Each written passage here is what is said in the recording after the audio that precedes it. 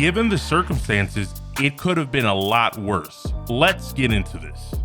Hey guys, so reportedly Dr. Dre and his ex-wife Nicole Young have officially ended their marriage, but it's going to end up costing Dr. Dre about 9 figures to finalize the divorce. According to a report from TMZ on Tuesday, the legendary producer and his former wife of over 24 years have reached an agreement in their legal separation. Nicole will receive about $50 million now and an additional $50 million in about a year, amounting to a total of $100 million payout altogether. Although this seems like a major L taken by Dr. Dre, actually, guys, he did pretty well in this divorce given the circumstances. And here's how. So Dr. Dre is going to keep their properties. So there's a total of 7 properties that he and Nicole own together: an Adobe in Malibu, 2 homes in Calabasas, California, and 4 other properties in Los Angeles, including their $100 million estate in the Brentwood section of LA.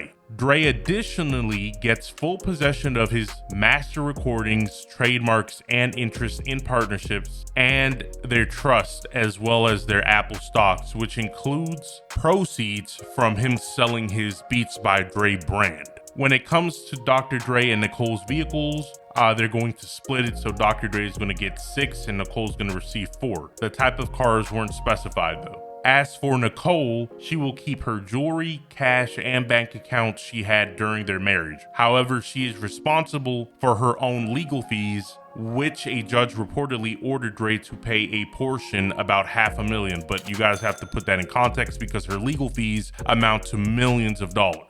Nicole also keeps the items from her several homes that belong to her that were placed in storage. And this is a key feature of the settlement. The divorce settlement also nullifies any spousal support, of which Nicole had been guaranteed $2 million per month on a temporary basis earlier this year. So guys, as you can see, given all the facts, it seems to me like Dr. Dre got the better deal in the divorce, as he gets rights to many of, if not all, his business ventures. He gets to keep the majority of his money. And you also got to keep in mind that Dre is worth an estimated amount of $820 million. And he didn't have to dish out half of his earnings because he had a prenup in place before they got married. So the prenup did help him, but it didn't shield him completely from having to pay out 9 figures in his divorce settlement. And I think a lot of men in the past, including myself, thought that prenups would protect their assets like 100% of the time. But actually, guys,